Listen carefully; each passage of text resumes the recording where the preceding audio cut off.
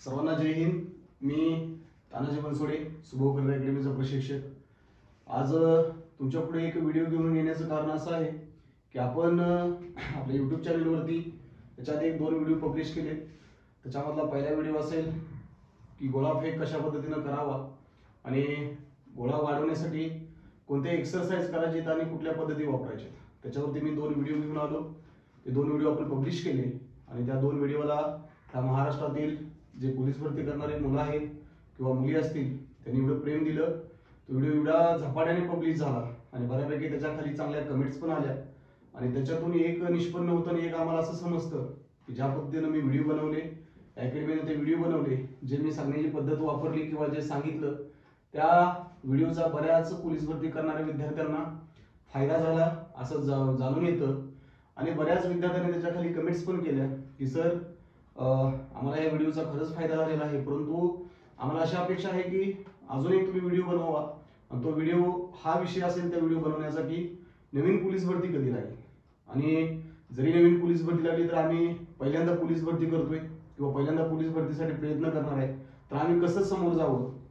दुसरा मुद्दा हा असेल आणि तिसरा मुद्दा असा असेल की मागच्या भरतीला ज्या मुलांचं वय संपलं किंवा एजबार झालेली मुलं, त्या मुलांना येणाऱ्या भरतीमध्ये वय वाढवून देण्याची शक्यता आहे का, चान्सेस आहेत का, असे पण बरेच भ्रम आहेत मुलांमध्ये। ते पण मी या व्हिडिओमध्ये तुम्हाला सांगणार आहे, व्हिडिओ लास्ट टाइम पर्यंत बघा। आणि चौथा मुद्दा असेल की जर 12वी पास आउट झाला असेल तर पोलीस भरती करतोय आपण, तर पोलीस भरती का निवडावी, इतर क्षेत्र आहेत, इतर मोठ्या संध्या आहेत, मग तिकडे का नाही जाऊ नये, पोलीस भरतीच का करावी, हा एक तुमचा चौथा मुद्दा असेल। आणि पाचवा मुद्दा, त्याच्यामध्ये बरेच मुद्दे मी कव्हर करतोय, मग तुमचं फायनल मेरिट कसं असतं, ग्राउंडची पद्धत कशी असती, पेपरची पद्धत कशी असती, जॉईनिंग कशा पद्धतीने होतं, त्याच्या आधी तुमचं मेडिकल होतं ते मेडिकल कशा पद्धतीने असेल, हे सर्व मुद्दे मी एकाच व्हिडिओमध्ये कव्हर करतोय।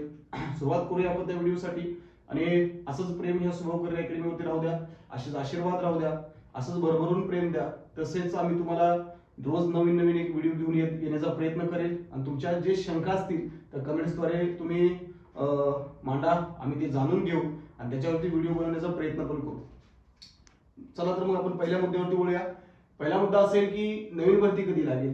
पहिले एक आहे की जी आता जी एक भरती सुरू आहे, आता जी चालू भरती आहे ती महाराष्ट्रातल्या बऱ्याच जिल्ह्यांचे मेरिट लागले, बरीच महाराष्ट्रातली मुलं जॉईनिंग झाली ना, आता ट्रेनिंग सेंटरला पण आहे, परंतु आताचं जे इलेक्शन झालं विधानसभेचं त्याच्यामुळे जी मुंबईची जी काही लेखी परीक्षा रखडली गेली त्याची पण एक अंदाजे त्यांनी एक डेट दिलेली, ह्या येणाऱ्या जानेवारीमध्ये 11 किंवा 12 जानेवारीला त्यांची लेखी परीक्षा होईल।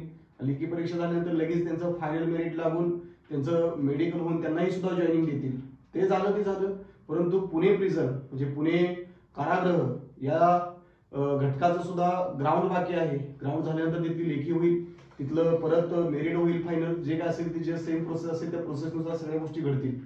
फक्त मला एकच सांगायचं आहे की जर आपण 2014 पासून जर विचार करायला गेला महाराष्ट्र पोलीस भरतीचा, तर 2014ला सर्वात मोठी भरती लागली, त्याच्यानंतर 2015ला भरतीच नाही लागली, 2016ला रिक्त पदं लागली, 2017ला रिक्त पदं लागली, 2018ला पण रिक्त पदं लागली आणि 2019ला तर आपल्या सगळ्यांना माहिती आहे की बऱ्याच काही गोष्टी घडल्या, अशा घडल्या की 2019ला पहिल्यांदा पोलीस शिपाईसाठी लेखी परीक्षा घेण्यात आली आणि लेखी परीक्षा घेतल्यानंतर मग जी पोरं लेखी परीक्षेला क्वालिफाय आहेत त्या पोरांना ग्राउंडसाठी बोलवलं गेलं। त्याच्यामध्ये एक निदर्शनास आलं बरंच की त्याच्यामध्ये जे काही एमपीएससी यूपीएससी करणारी मुलं असतात त्यांनी लेखी परीक्षेचं मेरिट जास्त वाढवलं, त्याच्यामुळे जे आपल्या ग्रामीण भागातून किंवा जे खेडेगावातून जे मुलं प्रॅक्टिस करतात त्यांना कुठं प्राधान्य तिथं मिळालं नाहीये, म्हणून परत काय बरेच मुलांनी ह्या महाराष्ट्रातल्या आंदोलनं केली, बरेच जे सरकार होतं त्यावेळेच्या त्या सरकारना भेटण्याचा प्रयत्न केला, मंत्र्यांना भेटण्याचा प्रयत्न केला, त्यांना आपल्या भूमिका मांडल्या, आपल्या भावना मांडल्या पत्राद्वारे, म्हणून परत गव्हर्नमेंटनं विचार केला की जशी पहिली भरती होती आधी मैदानी चाचणी परत लेखी परीक्षा अशा पद्धतीनं परत भरती प्रक्रिया राबवली। 2019 नंतर आपण बघितलंच की 2-3 वर्षाचा कोविडचा काळ लागला, त्याच्यानंतर एक मोठी भरती झाली, म्हणजे ती पाठीमागच्या वर्षीची त्याच्यामध्ये 18,000 पदं होती आणि आता जी चालू भरती आहे त्याच्यामध्ये 17,000 पदं आहेत। मला हे सांगायचा उद्देश तुम्हाला एक आहे की जी आज नवीन मुलं बरीच बघणार आहेत, ही भरतीची प्रोसेस आहे आणि बरीच पोरं म्हणतात की सर ही भरती लागल्यानंतर परत भरती लागेल का, नाही लागेल का। मी तुम्हाला या व्हिडिओद्वारे सांगू शकतो मित्रांनो की भरती ही प्रत्येक वर्षी लागणार आहे, आपली किती तयारी ही थोडीशी चेक करा, तो झाला मुद्दा। त्याच्यानंतर आता जी येणारी भरती आहे ती कधी लागण्याची शक्यता आहे किंवा कधी लागण्याचे चान्सेस आहेत, तसा जर विचार करायला गेला भरतीबाबतचा तरी मला वाटतं जी आताची भरती सुरू आहे तीच भरती थोडीशी कुठेतरी एक वेळेनुसार किंवा त्यांच्या नियोजनानुसार थोडीशी मागं पुढे झाली, म्हणजे पावसाळ्यात आपली मैदानी चाचणी घेण्यात आली. परंतु ह्याच्या आधीची जर भरती बघितली आपण तरी भरत्या त्या जानेवारी, फेब्रुवारी, मार्च ह्या 2-3 महिन्यामध्येच, म्हणजे ह्या 3 महिन्यामध्ये लागण्याचे चान्सेस असते. आणि जर का समजा फेब्रुवारीमध्ये येणारी भरती लागली आणि 100% भरती लागली, मी सांगतो या व्हिडिओद्वारे तुम्हाला मला तेच सांगायचं आहे की तुम्ही तयारीत राहा. 100% जानेवारी, फेब्रुवारीमध्ये भरती लागणारच. आणि त्याच्यानंतर फेब्रुवारी जर भरती लागली, मार्च, एप्रिल आणि जून असे तुम्हाला 2-3 महिने सापडतात. आपल्याला माहिती आहे जून नंतर पाऊस चालू होतो. नंतर जसं ह्या वर्षी जी काय मुलांना अडचणी आल्या, ज्या पावसाळ्यामुळे मुलांचं ग्राउंड कमी पडलं, ज्या ह्या गोष्टीमुळे सर्व मुलांची अस्वस्थता होती, ती ह्या वर्षी घडणार नाही अशी आपण अपेक्षा तर करणार आहोत सरकारकडून, आणि तसा ते विचार पण करतील. म्हणजे जर का तुम्हाला जानेवारी, फेब्रुवारी भरती लागली तर तुम्हाला 5 ते 6 महिन्याचा कालावधी राहील इथून पुढे. त्याच्यामुळे तुम्ही आतापासून सिरियस व्हा, आतापासून तुम्ही तुमच्या लेवलला लागा. हा एक मुद्दा झाला. आणि अजून एक मुद्दा असा असेल की नवीन जी पोलीस भरती करणारी मुलं आहेत, जे 18 वर्ष ज्याला पूर्ण झाले, जो 12वी पास झालेला आहे, तो पोलीस भरतीमध्ये येतोय, त्याला पोलीस भरती करायची, त्यानं पोलीस भरती का करावी? मुळात पहिला मुद्दा असा आहे मित्रांनो, जर का तुम्हाला ह्या भरतीबाबत योग्य मार्गदर्शन आणि सर्व गोष्टीचा जर अभ्यास असेल तर तुम्ही उतरायला काहीही हरकत नाही.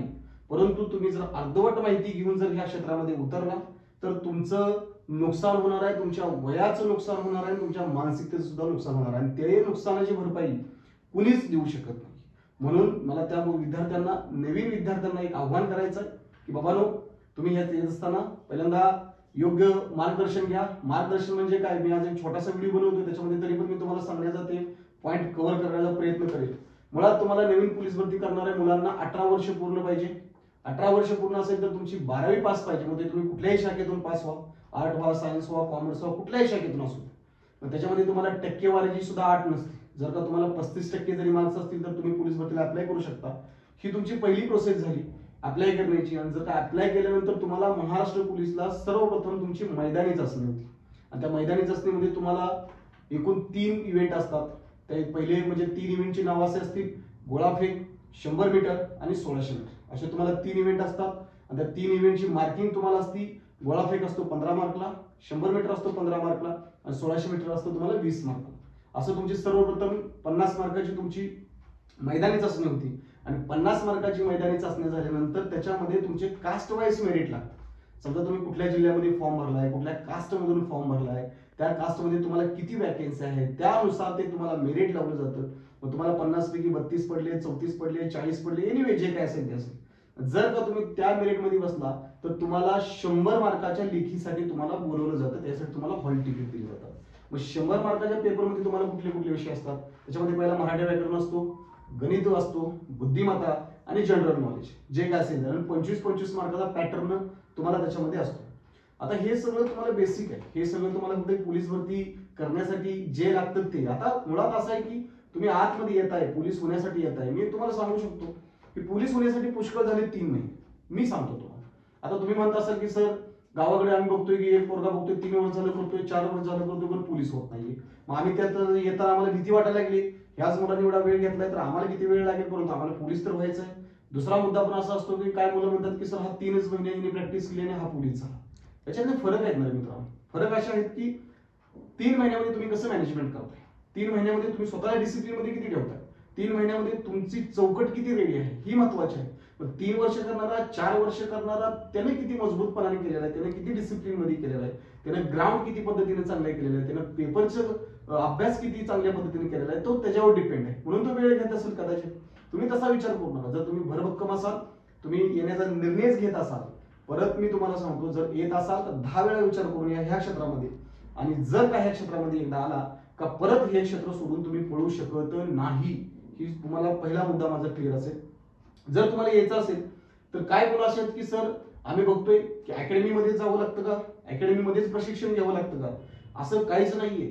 अकॅडमी एक तुम्हाला मार्गदर्शक देते. एक अकॅडमी तुम्हाला मी जे सांगतोय ते सांगते आणि तुमच्याकडून फक्त टाइम टू टाइम शेड्यूल मध्ये जे त्यांचे असतं ते तुमच्याकडून राबवून घेतात.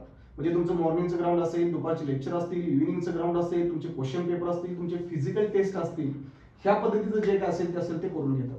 परंतु ज्या मुलांची परिस्थिती नाहीये, जी मुलं अकॅडमीमध्ये पैसे त्यांना बघण्यासाठी त्यांची परिस्थिती नाहीये, मग त्यांनी मार्गदर्शन नाही, मग त्यांनी रानात मळ्यात वस्त्यात कुठं जिथं असेल तिथं तुम्ही करू शकता, अडचण काहीच नाही. मी सांगितलं पहिल्यांदाच तुम्हाला की 3 इव्हेंट आणि 100 मार्काचा तुमचा काय असेल तो पेपर असतो.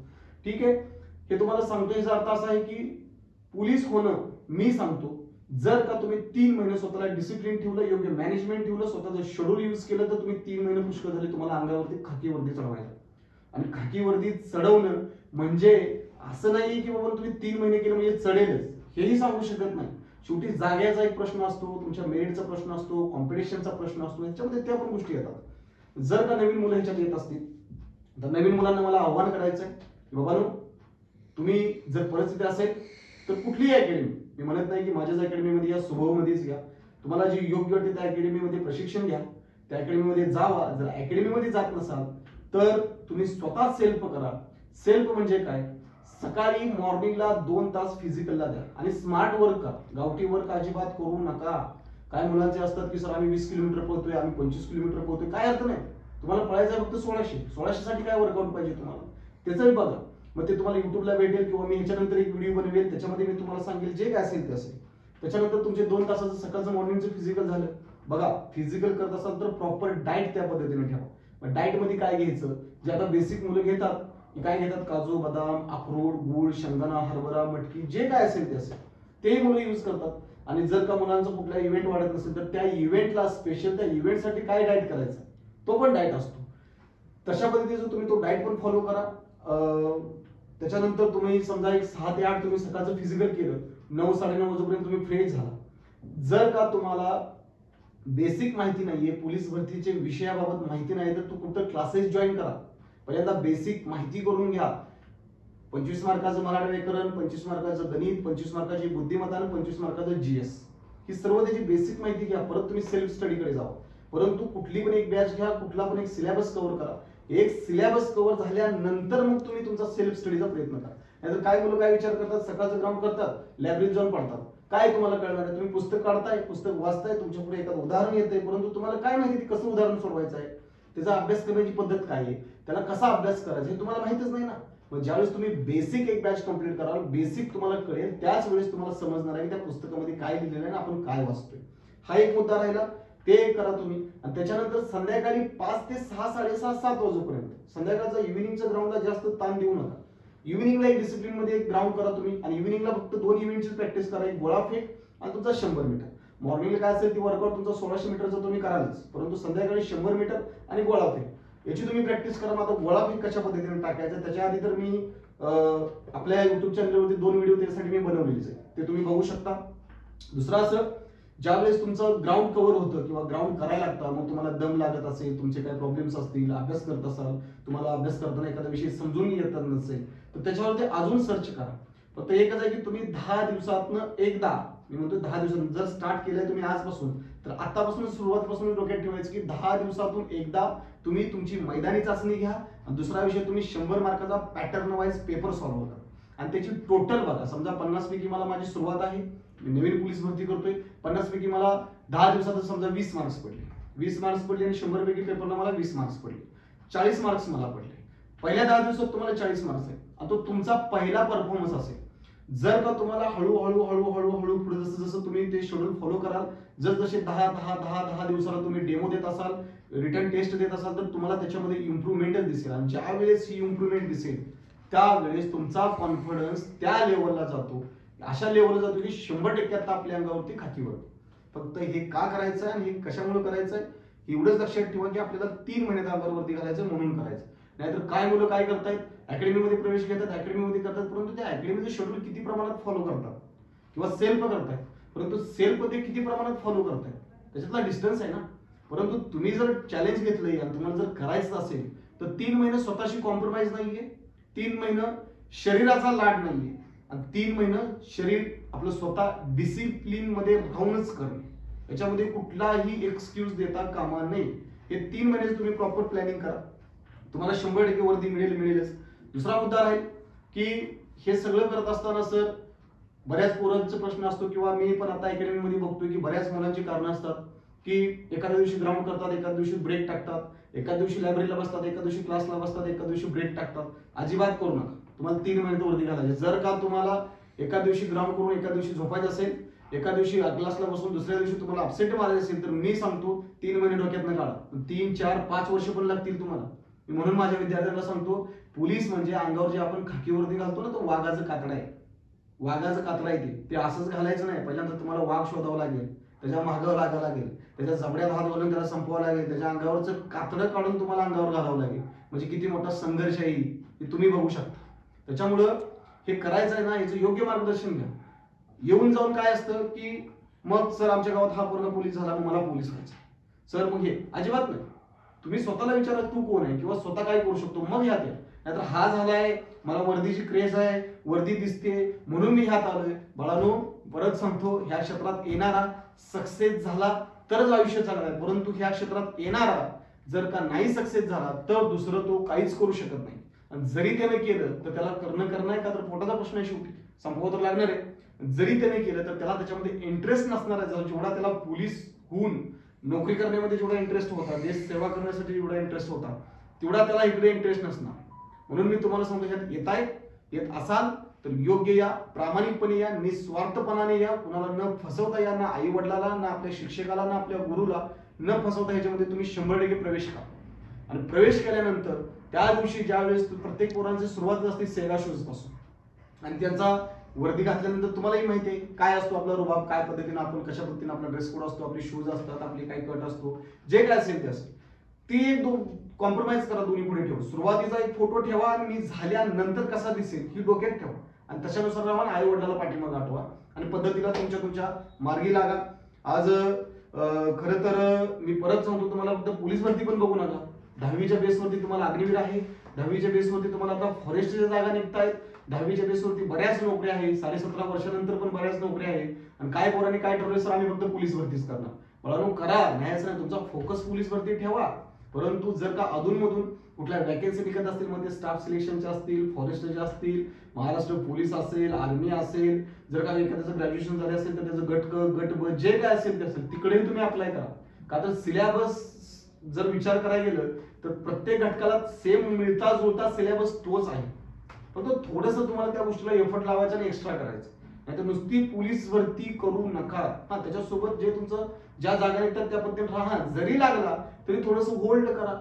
टार्गेट तुमचं वर्दी आहे ना, तर त्याला थोडंसं होल्ड करा. नाही काय पोरांच्या अंगात क्रेज असते, गाठली खाकीच वर्दी घालणार, नाहीतर मग घरी शेती करणार, अशी किती घरात आहेत.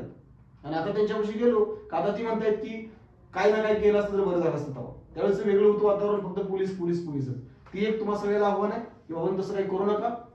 जसं तुमच्या पुढं जसं जागा सुटतील तसं अप्लाय करण्याच्या पद्धतीने तुम्ही त्यात जावा. आणि तुम्ही पहिल्यांदा ग्राउंड, तुमचा पेपर, तुमचं फायनल मेरिट लागल्यानंतर तुमचं मेडिकल टेस्ट होती आणि मेडिकल टेस्ट झाल्यानंतर तुमची जॉईनिंग होती. जे काय असेल ते असेल. तर सांगण्याचा माझा उद्देश एकच आहे की मी ह्याच्यानंतर पण तुमच्या कमेंट्स बघून, तुमच्या काय अडचणी बघून मी करेल. मी बघितलं, मी बराच सर्च करतो, मी बराच चेक करतो. बरेच युट्यूबर आहेत, आता बरेच युट्यूबर येतात माझ्यासारखे व्हिडिओ बनवतात, परंतु मला माहितीये ते व्हिडिओ का बनवतायत, कशासाठी बनवतायत, त्यांना काय पब्लिश व्हायचं आहे, मुलांना त्यांचा किती फायदा होतो. एनिवे जे असेल ते असेल प्रश्न, परंतु जो मूळ भाग आहे किंवा जो मूळ गाभ आहे तो तुम्हाला कोणीच देणार नाही. मी तुम्हाला सांगण्याचा प्रयत्न केला. मी तुम्हाला म्हणजे म्हणतात ना, ते ह्याच्यातला जो मेन भाग आहे ना भरतीतला, ह्याच्या जे नसा असतात ना, ते मी तुम्हाला सांगण्याचा प्रयत्न केला. जर का तुम्हाला हा व्हिडिओ बघून आवडला असेल तर 100% तुम्ही अजून आमच्यावरती प्रेम करा, अजून आम्हाला आशीर्वाद द्या. आणि जर तुम्हाला अजून कुठल्या गोष्टीची ह्या भरती संदर्भात काय अडचण असेल, कुठला व्हिडिओज बनवायचा असेल, तर तुम्ही तसं कमेंट बॉक्समध्ये सांगा. आम्ही तशा पद्धतीने जसा वेळ मिळेल आम्हाला तशा पद्धतीने आम्ही तुम्हाला तुमच्यासमोर ते व्हिडिओ घेऊन येण्याचा प्रयत्न करेल. आणि व्हिडिओ घेऊन येत असताना मी एकदम प्रॉपर माहिती घेऊन आणि जे मुलांना पाहिजे तेच मी घेऊन. धन्यवाद. जय हिंद. भेटूया लवकरच.